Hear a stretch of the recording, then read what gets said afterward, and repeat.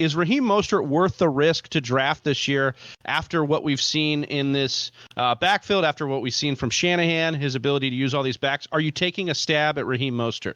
Right here. Hey, Whisper Nation, before we get you to your video, I just wanted to remind you that this Saturday, August 8th, we are doing a 24-hour live mock draft marathon. We're going to be streaming it here on our YouTube channel.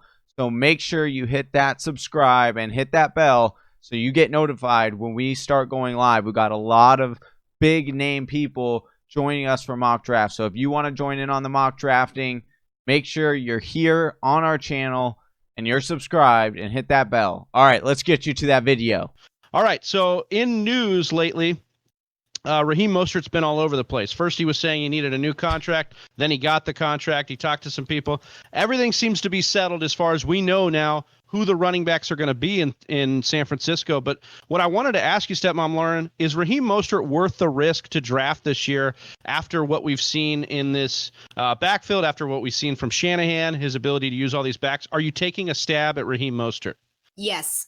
I am not hesitating to do so. I'm very excited about Raheem Mostert this year, especially with Matt Breida in Miami. So I like it. I like Raheem Mostert a lot. He showed explosive ability, very exciting. I want him on my team, especially in PPR formats. Gimme. I'm not worried about it. And if it blows up in my face, who cares? It's fantasy football. Yeah, I mean, obviously. I'd rather take the risk for the upside than kick myself for not taking him. Yeah, I mean, I love that you brought it up, like the risk here. We've talked about before how good San Francisco's rushing offense is, how you want to try and invest in this rushing offense. He had 6.0 yards per carry in his career so far. He's averaged 13 touches per game over the final 5 last year. Matt Breida leaves. You mentioned that. That's vacating 150 touches in this offense. So as much as you want to talk, 150 touches, even if he gets half of those, you're really excited about that based on what he was already doing last year. Yeah, so that's my big thing with Mostert. I think obviously you're talking, Johnny's made a good point. You do want to invest in this backfield. He said before, like maybe you just wait and get Tevin Coleman, who has a good shot at getting some of those 150 touches too. But I think the goal here, right, Johnny, is to invest in this offense. What is your thought on Raheem Mostert though, and specifically? So when I first saw this question, I won't lie to you, I wrote an exclamation point. But then I looked up his ADP, and it has slipped because of the news, and I don't know if the ADP has caught back up. But as of right now, as of the recording of the show, he is RB26 coming off at the 606.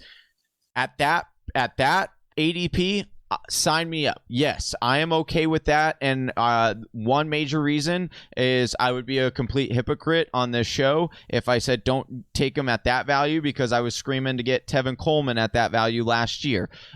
Did it work out? No, it didn't for Tevin Coleman. But at this value, I'm okay. This is where I will say, though, if his value starts to creep up and get back to where it was, which was in the early 4th round, I will scream no once more. I will say don't do it, because the risk is too great for me. If you go back to the last 5 years of Kyle Shanahan and his offense, there has only been 2 years where if you took the very first running back off the board, you were happy. And that was Devonta Freeman in 2016 and Carlos Hyde in 2017. Other than those 2 years, if you took the very first running back off the board, you would have been vastly disappointed. And it's not like, they finished a couple spots. You're looking at Tevin Coleman, RB 77 when you drafted him first in 2018. If you took McKinnon in the 3rd round, he got injured. You got Breida in the 11th round. He finished as running back 25. And then even last year, Tevin Coleman, like I said, you got him in the late 5th round. He finished as the RB 35. Mostert, we've been saying how much he's awesome and what he did at the end of it. He finished as RB 27, even though he only played like half the season. So, and Breida was coming off the board at 801 last year. So if you got him as a second, if it stays at this value, yes, grab him. I like it. Yeah, I think you can even invest in Tevin Coleman because he's going on in the 10th round right now. I think you could even take a stab at McKinnon. Like if you miss at both of these guys, take a stab at McKinnon late too, because they're saying he's healthier. They're saying that he's got a shot to kind of bounce back. And you, like we said, I think you just want a piece of this backfield to try and maximize on that upside. Thank you for listening to the Fantasy Whisperers podcast. You can hear more from John and Travis on Google Play, SoundCloud, and iTunes. You can also follow us on Instagram, Facebook, and Twitter at TF Whisperers.